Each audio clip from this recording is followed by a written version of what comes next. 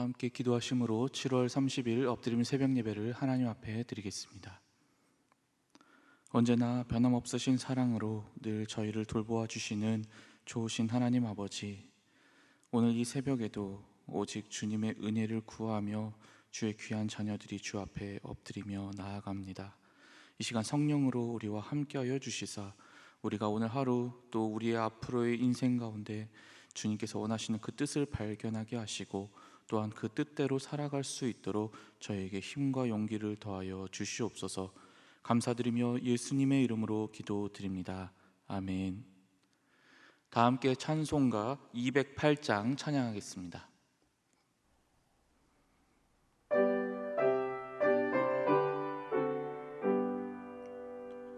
내 주의 나라와 주 계신 성전과 피 흘려 사신 교회를 늘 사랑합니다. 내 주의 교회는 천성과 같아서 눈동자같이 아끼사 늘 보호하시네. 이 교회 위하여 눈물과 기도로 내 생명 다하기까지 늘 봉사합니다. 성도의 교제와 교회의 위로와 구주와 맺은 언약을 늘 기뻐합니다. 하늘의 영광과 베푸시는 예가 진리와 함께 영원히 시온에 넘치네. 아멘. 오늘 우리에게 주시는 하나님의 말씀은 고린도 후서 12장 11절에서 21절까지의 말씀입니다. 생명의 삶은 158페이지입니다. 오늘의 말씀을 제가 봉독하도록 하겠습니다. 내가 어리석은 자가 되었으나 너희가 억지로 시킨 것이니 나는 너희에게 칭찬을 받아야 마땅하도다. 내가 아무것도 아니나 지극히 크다는 사도들보다 조금도 부족하지 아니하니라. 사도의 표가 된 것은 내가 너희 가운데서 모든 참음과 표적과 기사와 능력을 행한 것이라. 내 자신이 너희에게 폐를 끼치지 아니한 일밖에 다른 교회보다 부족하게 한 것이 무엇이 있느냐. 너희는 나의 이 공평하지 못한 것을 용서하라. 보라, 내가 이제 세 번째 너희에게 가기를 준비하였으나 너희에게 폐를 끼치지 아니하리라. 내가 구하는 것은 너희의 재물이 아니요 오직 너희니라. 어린아이가 부모를 위하여 재물을 저축하는 것이 아니요 부모가 어린아이를 위하여 하느니라. 내가 너희 영혼을 위하여 크게 기뻐함으로 재물을 사용하고 또 내 자신까지도 내어주리니 너희를 더욱 사랑할수록 나는 사랑을 덜 받겠느냐. 하여간 어떤 이의 말이 내가 너희에게 짐을 주지는 아니하였을지라도 교활한 자가 되어 너희를 속임수로 취하였다 하니 내가 너희에게 보낸 자 중에 누구로 너희의 이득을 취하더냐. 내가 디도를 권하고 함께한 형제를 보내었으니 디도가 너희의 이득을 취하더냐. 우리가 동일한 성령으로 행하지 아니하더냐. 동일한 보조로 하지 아니하더냐. 너희는 이때까지 우리가 자기 변명을 하는 줄로 생각하는구나. 우리는 그리스도 안에서 하나님 앞에 말하노라. 사랑하는 자들아, 이 모든 것은 너희의 덕을 세우기 위함이니라. 내가 갈 때에 너희를 내가 원하는 것과 같이 보지 못하고 또 내가 너희에게 너희가 원하지 않는 것과 같이 보일까 두려워하며 또 다툼과 시기와 분냄과 당짓는 것과 비방과 수군거림과 거만함과 혼란이 있을까 두려워하고 또 내가 다시 갈 때에 내 하나님이 나를 너희 앞에서 낮추실까 두려워하고 또 내가 전에 지은 죄를 전에 지은 여러 사람의 그 행한 바 더러움과 음란함과 호색함을 회개하지 아니함 때문에 슬퍼할까 두려워하노라. 이 말씀은 살아계신 하나님의 말씀입니다. 아멘. 오늘 본문은 지난 한 주간 동안 우리가 계속해서 살펴보았던 바울의 자기 변론의 이야기의 마지막 부분을 다루고 있고요. 또한 이 마지막 이야기가 끝난 이후 바울이 세 번째 고린도 교회를 방문하겠다라는 이야기로 이루어져 있습니다. 우선 먼저 바울의 자기 변호의 마무리 이야기를 살펴보려고 합니다. 바울은 지금까지 자기가 쭉 살펴왔던 그 내용과 상당히 유사한 내용, 그리고 상당히 유사한 방식으로 이 마지막 마무리도 짓고 있습니다. 바울의 자기 변호를 마무리하는 시점에서 그의 이 모든 변론을 다시 한번 되짚어 보면 그 모든 이야기에는 한 가지 중요한 특징이 있다는 것을 발견하게 됩니다. 그것은 바로 그의 당당한 자세였습니다. 바울은 시종일관 매우 당당한 자세로 자기의 의견을 진술하고 있습니다. 그게 무슨 독특한 점이냐라고 생각하실 수도 있는데요. 지금 바울의 입장에서는 그의 대적자들이 여전히 이 고린도 교회에 있는 상태입니다. 즉 성도들의 입장에서는 바울을 선택할 수도 있지만 반대로 이 바울의 대적자들을 선택할 수도 있는 그런 상황인 것이죠. 그런 상황이라면 바울이 당당한 태도로 좀 약간 질책하듯이 이야기하기보다는 좀 더 살살 달래주면서 좀 부드럽게 이야기를 하면서 설득하는 것이 성도들을 포섭할 수 있는 보다 더 현명한 방법이지 않을까요? 그러나 바울은 때로는 엄하게 꾸짖기도 하고 또 때로는 마치 비꼬는 것처럼 그렇게 말하면서 조금도 성도들의 눈치를 보지 않고 당당하게 이야기하고 있는 모습을 우리가 발견하게 됩니다. 생각해보면 참 신기한 일입니다. 이런 자기의 입장을 전혀 아랑곳하지 않는 것일까요? 왜 바울은 이렇게 시종일관 당당한 모습으로 성도들에게 강하게 말하고 있을까요? 그 이유는 두 가지로 보여지는데요. 첫 번째 이유는 바울이 스스로를 그들의 부모로서 여겼기 때문입니다. 본문 14절 말씀을 보시면 바울이 성도들에게 폐를 끼치지 않겠다고 이야기하면서 부모와 자녀 사이의 이야기를 비유로 나타내고 있습니다. 부모가 어린 아이를 위해서 저축을 합니다. 그리고 반대로 어린아이가 부모를 위해서 저축하는 법은 없습니다. 즉 바울은 고린도 교회 성도들을 어떻게 보았느냐? 어린아이로 보았다라는 의미를 내포하고 있는 것입니다. 그리고 자신은 바로 그 어린 아이들을 양육하고 키우는 부모로서 스스로를 인식하고 있다는 걸 엿볼 수 있습니다. 참 독특한 자기 인식이 아닐 수 없는데요. 바울은 물론 목회자입니다. 동시에 또 그 모든 성도들의 리더이기도 합니다. 그러나 엄밀히 말해서 이들의 부모는 아닙니다. 아마 고린도 교회의 성도들 역시 바울이 아무리 좋은 리더라고는 했지만 그러나 자기들의 부모로까지는 인지하지 않았겠죠. 그러나 바울은 스스로를 일컬어서 그냥 단순한 일반적인 리더로서 생각하는 경우가 드러나지 않습니다. 오히려 반대로 그는 마치 부모와도 같은 인식을 보여줍니다. 실제로 본문 15절, 17절, 20절에 나타나는 바울의 말을 보면 그는 스스로를 단순한 리더 그 이상으로 여겼음이 드러나고 있습니다. 15절에 보면은 바울은 성도들을 위해 재물을 열심히 모아서 그들을 위해 사용하겠다고 하고 또 자기 자신 전체까지도 내어주겠다고 말합니다. 이것은 일반적인 리더로서는 하기 어려운 이야기이죠. 또 17절에 보면 그들에게 아무 조그마한 짐도 지우지 않을 것이고 조그마한 이익을 취할 만한 행동도 하지 않겠다라고 이야기를 합니다. 또 20절에서는 바울이 나중에 그들을 실제로 대면하게 될 때 혹시라도 그들이 바울을 원하지 않을까 봐, 그리고 본인이 그들을 얼마나 원하는지를 그들이 못 알아챌까 봐 나는 무척 걱정스럽다라고 이야기를 합니다. 이러한 표현들을 살펴보면 바울이 스스로를 그냥 단순한 리더로 보았다라고는 보기가 어렵습니다. 그러나 바울이 스스로를 어떻게 생각했느냐? 이 고린도교회 성도들의 부모로서 여겼다라고 생각한다면 우리는 비로소 이 내용들을 이해하게 됩니다.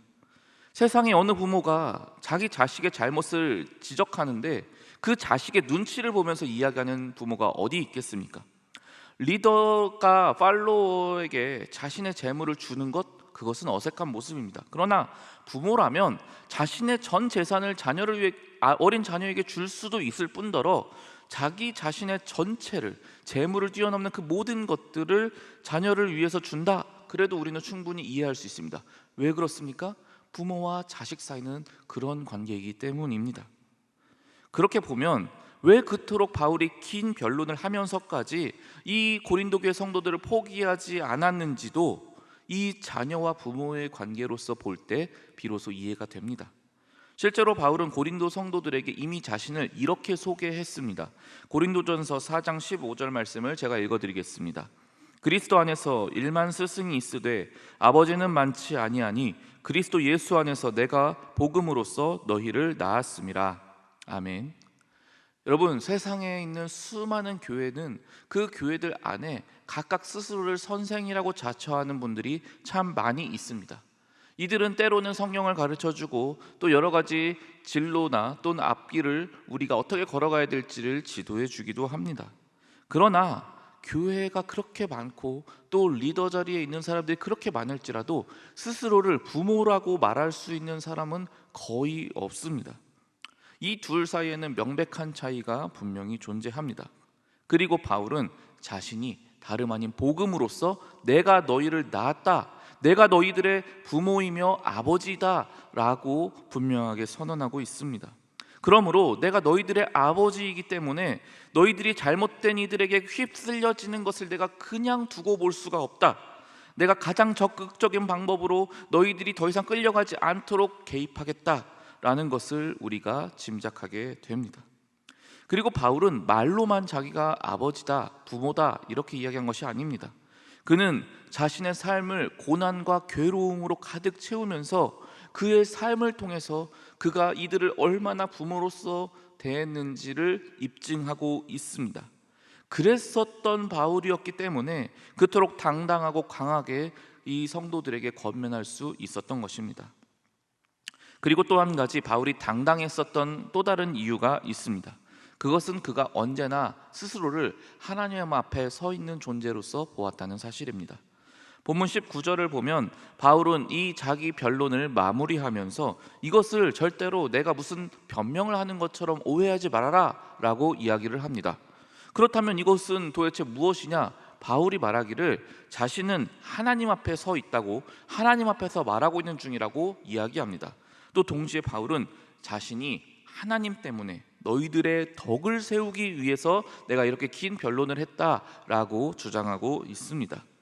즉 바울이 이토록 긴 자기 변론을 조금도 부끄럼 없이 당당하게 말할 수 있었던 것은 그가 사람을 보는 것이 아니라 오직 자기 앞에 계신 하나님만을 바라보면서 떳떳하고 온전하게 살아왔기 때문입니다. 그리고 그러한 그의 모든 말과 행동은 하나님 때문에 이루어졌습니다. 그랬었던 바울이기에 본문에서 말하는 것처럼 바울은 이 고린도 교회의 성도들에게 짐이 될 만한 일도 한 적이 없었고 또 속임수로 그들에게서 이득을 취한 일도 결코 없었던 것입니다. 바울이 이와 같은 삶의 태도를 가지게 된 데는 그만한 이유가 따로 있었습니다. 그것은 바울이 이들에게 원하는 궁극적인 모습이 바로 자신을 닮은 모습이었기 때문입니다. 빌립보서 3장 17절 말씀을 제가 봉독하겠습니다. 형제들아 너희는 함께 나를 본받으라. 그리고 너희가 우리를 본받은 것처럼 그와 같이 행하는 자들을 눈여겨보라. 아멘. 바울이 그렇게 행동했던 모든 것들은 이번 문제에서만 이루어졌던 게 아닙니다.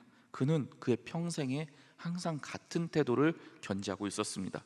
그렇게 했던 이유는 명백합니다. 지금 제가 읽어드린 말씀처럼 그를 따르는 자들이 바울을 본받게 하기 위해서입니다. 그리고 바울처럼 행동하기를 원했기 때문입니다. 바울은 이렇게 이 본문을 끝으로 자신의 긴 변론을 마무리하면서 마지막으로 이제는 내가 직접 너희에게 세 번째 대면하러 가겠노라 라고 이야기를 합니다. 이 방문은 무척이나 서로가 보고 싶어 했던 방문이었기 때문에 너무나 아름답고 기쁜 만남이었을 것입니다. 양측 모두에게 큰 기대가 되었겠죠. 그러나 동시에 이 방문은 지금 바울의 대적자들로 인한 문제가 가득한 상황 이후로 서로 처음 만나는 것이기에 여러 가지 걱정이 앞서는 그런 만남이기도 했습니다. 그래서 바울은 그 만남을 기대하면서 동시에 자기가 염려되는 것들을 솔직하게 그들에게 먼저 이야기합니다. 오늘 본문 20절에서 21절 말씀을 제가 읽어드리겠습니다. 내가 갈 때에 너희를 내가 원하는 것과 같이 보지 못하고 또 내가 너희에게 너희가 원하지 않는 것과 같이 보일까 두려워하며 또 다툼과 시기와 분냄과 당 짓는 것과 비방과 수군거림과 거만함과 혼란이 있을까 두려워하고 또 내가 다시 갈 때에 내 하나님이 나를 너희 앞에서 낮추실까 두려워하고 또 내가 전에 죄를 지은 여러 사람의 그 행한 바 더러움과 음란함과 호색함을 회개하지 아니함 때문에 슬퍼할까 두려워하노라. 아멘. 바울은 한 가지가 두려웠습니다. 바울이 실제로 그 사랑하는 고린도 교회 성도들을 마침내 만났을 때 그때 그들의 모습이 여전히 죄악 가운데 가득할까 봐 두려웠습니다. 여전히 그들의 죄악을 회개하지 않고 있을까 봐 두려웠습니다. 그래서 그런 모습으로 인해 서로 슬퍼하게 될까 봐 그는 염려하고 있는 것입니다. 우리는 이와 같은 오늘 본문의 이야기를 통해서 세 가지를 살펴보고 다짐할 수 있습니다. 첫 번째로 우리도 서로 각자를 대할 때 진정한 가족으로서 대해야 한다는 사실입니다. 바울은 성도들을 단순히 리더와 팔로워의 관계로만 보지 않았습니다. 그는 복음으로서 낳은 친혈육처럼 성도들을 대했습니다. 그랬던 바울이었기 때문에 그 바울의 삶이 하나님 앞에서 아름답게 빛날 수 있었고 또한 그 사랑을 받게 된 고린도 교회 또한 이러한 여러 가지 어려움 속에서도 아름답게 성장할 수 있었던 것이지요. 그렇다면 우리는 어떻습니까?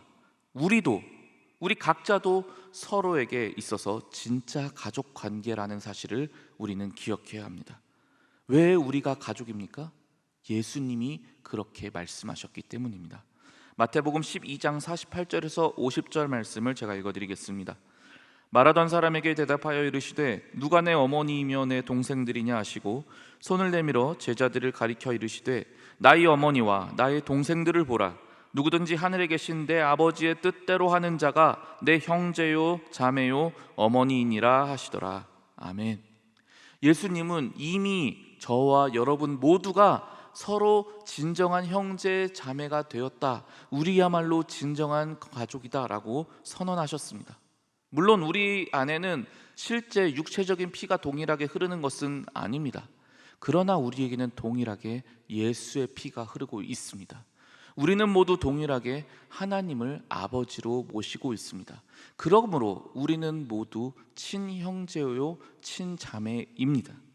이렇게 우리는 참된 가족이 되었기 때문에 우리도 서로를 대할 때 그냥 단순한 또 다른 제3자를 대하는 태도가 아니라 바로 친혈육을 대하는 것처럼 서로를 대해야 하겠습니다. 바울이 그러했던 것처럼 우리도 참된 사랑의 가족 관계로 서로를 대하게 될 때 우리 안에도 이와 같은 참된 사랑이 넘쳐 흐르게 될 것입니다. 오늘 본문에서 두 번째 생각해 볼 점은 우리 또한 하나님 앞에서 말하고 행동해야 하겠습니다. 바울이 자기 변론을 쭉 길게 이어가면서도 조금도 부끄럽지 않을 수 있었던 것은 그가 인간의 마음으로 그런 것들을 행하지 않았고 오직 하나님 앞에서 당당하게 말하고 행했기 때문이었습니다. 그랬기에 그의 진심이 성도들에게도 통할 수 있었습니다. 그랬기에 그의 사랑이 성도들에게 흘러갈 수 있었습니다. 그리고 이러한 모습이야말로 하나님께서 교회 공동체를 이루고 있는 우리 각 지체에게 원하시는 진정한 모습입니다. 마지막 세 번째로 우리가 생각해 볼 것은 우리도 만남을 준비해야 한다는 사실입니다. 지금 고린도 교회 성도들은 바울과의 그 대면을 손꼽아 기다리며 그것을 준비하고 있습니다. 그 만남은 그토록 기다려온 사랑하는 이와의 아름다운 만남입니다. 그러나 그 만남은 동시에 두려움을 내포하고 있는 만남이기도 했습니다. 만약 이 성도들이 여전히 회개하지 않고 있었다면, 여전히 부끄러운 모습 그대로를 가진 채로 바울을 만났더라면 그 만남은 마냥 아름답기만 하지는 못했을 것입니다. 그런데 우리에게도 이와 같은 중요한 만남이 예비되어 있습니다. 그 만남은 바로 예수 그리스도와의 만남입니다. 그것은 우리에게 참으로 기쁘며 또한 영광스러운 만남일 것입니다. 그러나 우리 또한 그 만남을 대비해서 준비되어야만 합니다. 만약 우리 각자의 모습이 마치 고린도 교회의 성도들처럼 부끄러운 모습이 여전히 남아있고 회개해야 할 모습이 여전히 남아있다면 우리는 먼저 그 문제를 해결해야만 합니다. 온전한 회개와 참된 변화를 통해 우리는 새로워져야만 합니다. 그렇게 우리가 새로워질 때 우리가 참된 모습으로 우리 주님을 기쁘게 만날 수 있게 될 것입니다. 그러므로 이 시간 바울이 염려했던 그러한 모습들이 우리 자신 안에도 있는 건 아닌지 우리 각자 되돌아볼 수 있기를 바랍니다. 그리하여 우리 모두 주님 앞에서 행하며 또한 진정으로 서로를 대할 때 가족으로 대함으로써 언젠가 주님을 기쁨으로 맞이하게 되는 저와 여러분이 되실 수 있기를 간절히 소망합니다. 함께 기도하겠습니다. 우리를 만나기 위해 다시 이 땅에 오실 주님, 우리의 모습이 그날에 주님 앞에서 부끄럽지 않기를 원합니다. 우리의 모습에 만약 부끄러운 행위가 있다면, 또 회개해야 할 것들이 있다면 이 시간 주의 보혈로 우리를 깨끗게 하사 우리를 새롭게 하여 주시옵소서. 우리의 모습에 서로를 향한 참된 가족으로서의 사랑이 가득하게 하시고 주님 앞에서 언제나 부끄럼 없는 당당한 모습으로 행하게 하여 주시옵소서. 그래서 언젠가 주님 앞에 서는 그날 당당함과 기쁨으로 주님을 맞이하는 저희가 되게 도와주시옵소서. 오직 우리의 삶에 주님께서 기뻐하시는 아름다운 삶의 흔적으로만 가득하게 하여 주시옵소서. 주님의 능하신 손으로 고운 원로 목사님을 붙드시사 능력과 힘을 더하여 주시고 또한 주님의 이름을 드높이는 귀한 삶으로 주님께 영광 돌리게 하여 주시옵소서. 또한 허요한 담임 목사님이 교단 총회 섬김을 잘 감당하시며 이웃의 아픔과 도시의 필요에 민감히 반응하시도록 주님의 성령께서 친히 인도하여 주시옵소서. 또 이 시간 마음을 담아 주님께 예물을 드리는 모든 성도님들의 그 마음을 기쁘게 받아주시고 하늘의 크신 은혜와 상급으로 함께하여 주시옵소서. 또한 저희 안산제일교회가 60주년을 맞이하여 준비하는 모든 사역 위에 크신 은혜를 베풀어 주시옵소서. 언젠가 이 땅에 다시 오실 우리 주 예수 그리스도의 이름으로 기도드립니다. 아멘. 하늘에 계신 우리 아버지, 아버지의 이름을 거룩하게 하시며 아버지의 나라가 오게 하시며 아버지의 뜻이 하늘에서와 같이 땅에서도 이루어지게 하소서. 오늘 우리에게 일용할 양식을 주시고 우리가 우리에게 잘못한 사람을 용서하여 준 것 같이 우리 죄를 용서하여 주시고 우리를 시험에 빠지지 않게 하시고 악에서 구하소서. 나라와 권능과 영광이 영원히 아버지의 것입니다. 아멘. 계속해서 기도하실 때 나라와 민족, 교회와 코로나의 종식을 위해 또 오늘 주신 말씀을 생각하며 계속해서 기도의 자리로 나아가겠습니다.